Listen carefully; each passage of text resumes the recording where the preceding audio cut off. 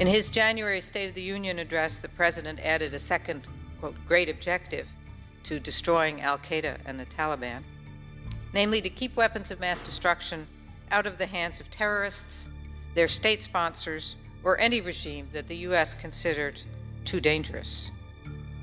This took the long-standing inequalities in the non-proliferation regime a giant step forward, explicitly redirecting U.S. policy toward a self-defined set of bad guys. This was a profound change, I believe, and one little recognized at the time, whose consequences we cannot yet see. Iran is a party of both the NPT treaty as well as the Chemical Weapons Agreement. Estimates in Europe about Iran's weapons of mass destruction capabilities may vary. German sources say that Iran, despite its obligations under the NPT and Chemical Weapons Agreement, is developing both a nuclear weapons program as well as, with North Korea's help, an independent missile technology. There's also a research program on biological weapons, and some questions are being raised about chemical weapons. Now, we have to address these issues, and we have to assume, of course, that Iran will be able to reach Europe with missiles within the next decade or so. And that is certainly a serious concern we need to address.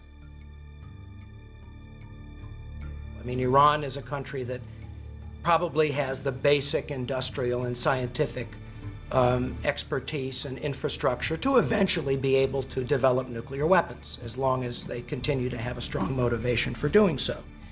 And what the United States, nor anybody else, has been able to do has been to affect that basic motivation.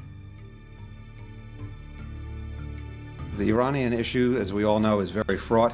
There are many dimensions to it, many dangers, from the possibility of this country acquiring advanced biological weapons beyond what it might have now, and certainly nuclear weapons, which is the focus of our discussions today. And I think in particular we'll want to scratch our heads about the doctrine of the Bush administration to preempt countries that are moving up the nuclear ladder, and how this may be applied in the case of Iran. I think the key issue now is whether the new situation post-September 11 with Iraq, the Bush administration's determination to disarm Iraq, whether that may open some new opportunities to influence Iran's motivation. There is, in fact, a relatively broad consensus across the Iranian political spectrum on this issue, unlike almost any other question. From Tehran's perspective, the overwhelming argument that you're going to hear across the political spectrum in Iran is that Iran's security situation requires self-reliance, that Iran faces serious threats from powerful neighbors and no prospect of assistance in meeting those threats. And of course, we've seen very clear evidence that the government in Tehran is quite worried about being next on the hit list of the axis of evil and looking for ways to try to appease the U.S., to try to avoid provoking U.S. pressure and even military attack. The counter-argument, of course, and I think this is a valid argument, is that in terms of Iran's threat perception, the emergence of at least a perception of a greater U.S. threat certainly strengthens the argument for developing nuclear weapons as a means to deter the United States. From the Iranian perspective, they face serious security threats and little conventional capabilities of responding, that their conventional forces are weak. They feel that they need to have some kind of regime protection, country protection mechanism. And that's why weapons of mass destruction and long-range missiles looks very attractive across the political perspective inside Iran. And in particular, a nuclear weapons program inside Iran looks like a real winner. North Korea, despite being weak, despite being poor, despite being isolated, North Korea still has some high cards in its hand that it can play. This includes enough plutonium for 5 or 6 nuclear weapons, 5 or 6 nuclear weapons that could be constructed within a period of weeks. It's also possible that the facilities there could produce annually enough nuclear weapons so that within a very short period of time, North Korea could have a significant nuclear arsenal. Japan is very seriously concerned about North Korea's nuclear and missile and other security issues. As you know, some reports said that North Korea has already deployed more than 100 nodal missiles whose range covers the entire territory of Japan. What does North Korea want? Is it trying to blackmail its neighbors? Is it trying to deter an American attack because, after all, it is part of the axis of evil? Is its admission a desire to force the United States to re-engage with it on a much broader scale? The people who I know, who know a lot about North Korea, a lot more than I do, say this is the most interesting statement they've ever seen come out of Pyongyang.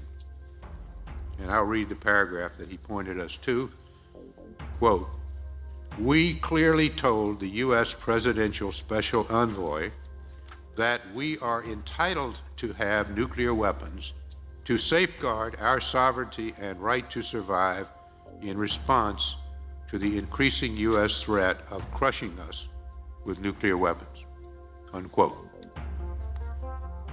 We did hear their request for the ways in which they wish to end this situation or resolve this crisis, whatever words you want to put on it.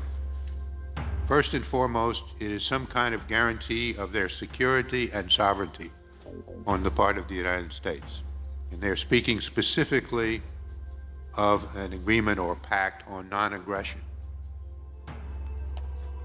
They're asking that their security be guaranteed. I don't know how you guarantee it, but it at least be recognized as that the U.S. would not attack them.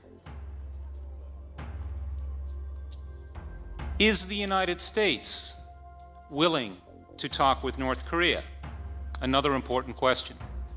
Does the administration feel that the North Koreans can really understand its goals unless it engages and communicates those ideas to them directly across the table? Japan and South Korea have our own channel of communication. Japan and South Korea have more leverage.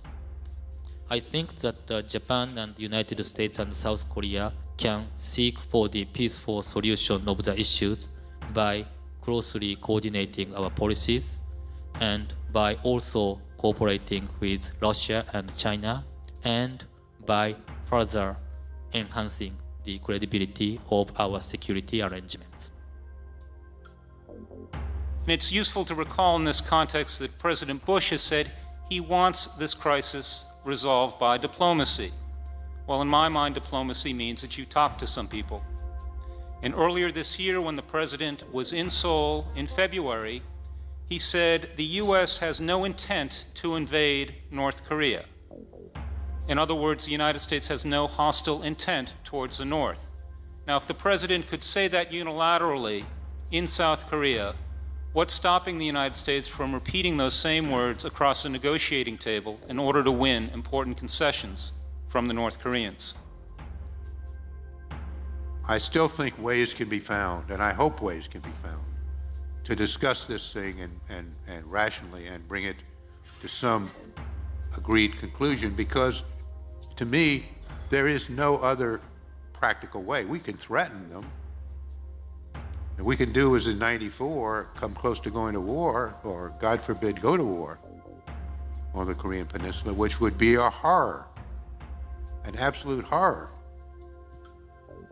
But if we're going to solve this problem in a way that comports with the objectives of the United States, the international community, and the DPRK, we're going to have to do it through some kind of conversation.